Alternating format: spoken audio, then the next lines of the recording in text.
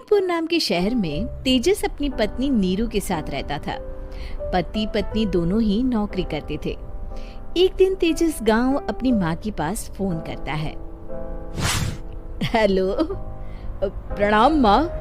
जीते रहो माँ, तुम दादी बनने वाली हो हैं? अरे वाह, ठीक है बेटा, मैं कल ही आती हूँ। जब माँ जी शहर पहुंची तो बेटे बहू ने बहुत अच्छे से स्वागत किया। लीजिए माँ जी चाय। अरे गर्मा गर्म पकोड़े ले आओ माँ के लिए।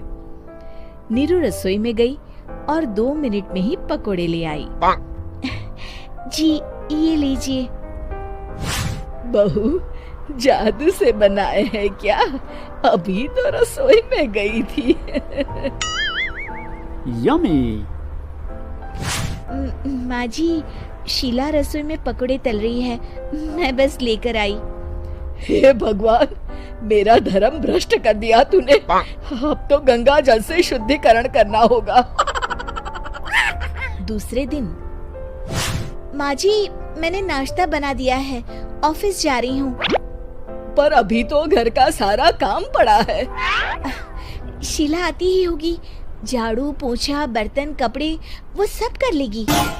हमारे जमाने में घर का सारा काम हम ही करते थे। जी माँ जी, आप बहुत होशियार हैं, मैं घर ऑफिस दोनों नहीं संभाल पाती। तो जरूरत क्या है घर से बाहर जाकर चाकरी करने की?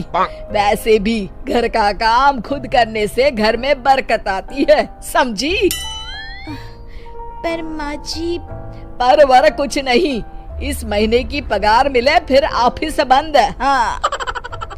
रात को नीरू तेजस से कहती है, सुनिए जी, माँ जी बोल रही थी कि मैं नौकरी छोड़ दूं। वैसे ठीक ही तो है, अभी तुम्हें आराम की जरूरत है। फिर भी आराम कहाँ, शीला को छुड़ाने के लिए बोल रही थी। तो अब 24 घंटे में इतना काम तो कर ही सकती हो। पर जॉब पसंद है मुझे, घर पर मन नहीं लगेगा। अगले दिन जब दोनों ऑफिस के लिए निकल रहे थे, मेरी तो कोई कीमत ही नहीं है इस घर में। माँ जी, आजकल महंगाई बहुत है, रहन सहन भी बदल गया है, दोनों नौकरी करते हैं तभी ठीक रहता है। अच्छा, तू कहना क्या चाहती है? मेरा बेटा तुझे बिठा के खिला नहीं सकता? तू ही इस घर का खर्च चला रही है, हैं? नहीं माँ जी, मेरा वो मतलब नहीं था।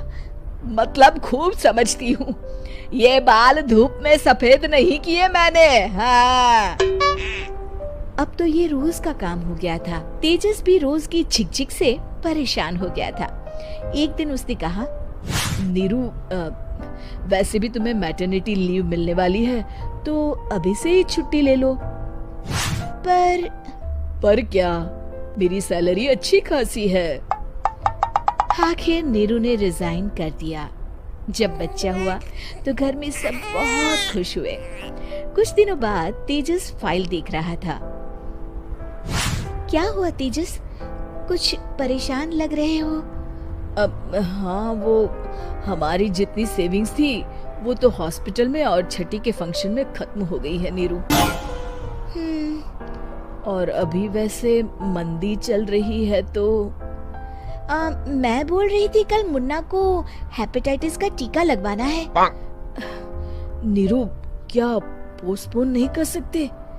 नहीं जी, बिल्कुल नहीं। अब तेजस को समझ में आ रहा था कि उससे गलती हुई है। पैसों की कमी का असर घर के माहौल पर भी पड़ रहा था।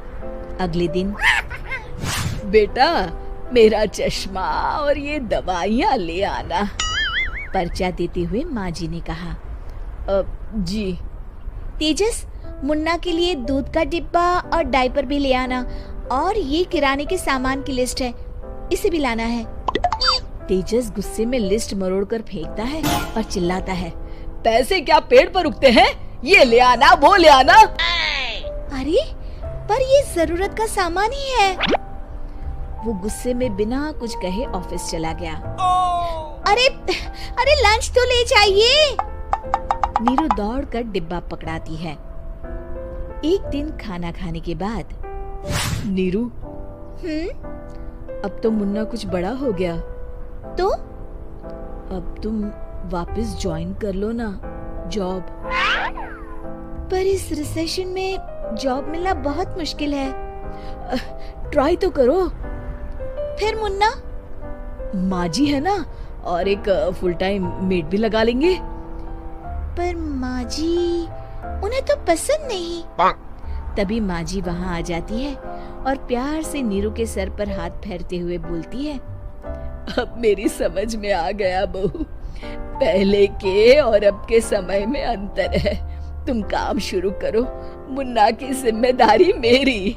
मेरी प्यारी माँ जी, ये कहकर नीरू उनके गले लग गई। शिक्षा, परिवर्तन संसार का नियम है, हमें भी समय के साथ चलना चाहिए। उम्मीद है कि आपको हमारी ये कहानी पसंद आई होगी। कृपया हमारे चैनल को सब्सक्राइब करें और सभी अपडेट्स के लिए बेल आइकन जरूर क्लिक करें। और हाँ, वीडियो लाइक